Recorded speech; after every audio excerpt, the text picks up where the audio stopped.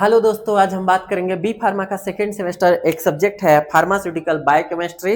इसमें आप स्टडी करते हैं केमिकल रिएक्शंस का जो बॉडी के अंदर चलती रहती है। ओके, सिंपल डेफिनेशन है, आप ध्यान से देखिएगा।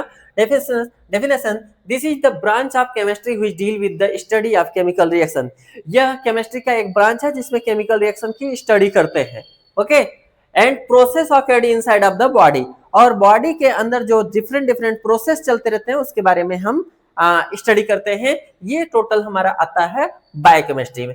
एग्जांपल में आप देख सकते हैं कि फूड से जो एनर्जी बनती है, जो हम खाना खाते हैं उसके बाद जो हमारी बॉडी में एनर्जी बनती है, एटीपी जनरेट होता है, इस पूरे प्रोसेस को बोलते हैं हमारा स्टडी ऑफ बायोकेमिस्ट्री। ओके, ये पूरी स्टडी हमारी आती है बायोकेमिस्ट्री में।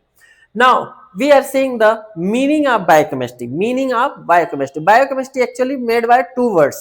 Made by two words. Bio means living organism or living system, and chemistry which deal with the chemical reactions. Okay, chemical जो chemical reaction के साथ deal करती है उसको हम generally chemistry बोलते हैं. Okay, now we are seeing the biochemistry done. Inside of the biochemistry comes on another term, it is the biomolecule. Actually biomolecule is the any chemical compound, any chemical entity which occur inside of the living system,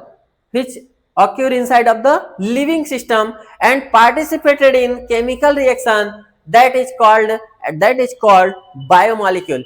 Biomolecule का मतलब कोई भी ऐसा molecule, कोई भी ऐसा chemical compound जो body के अंदर पाया जाता हो और केमिकल रिएक्शन में पार्टिसिपेट करता हो, इसको हम बोलते हैं बायोमॉलिक्यूल। जैसे कि आपका glucose, carbohydrate, protein, fat. Glucose actually carbohydrate में आता है, इसलिए glucose, protein, fat, amino acids, okay, nucleotide, nucleosides, okay.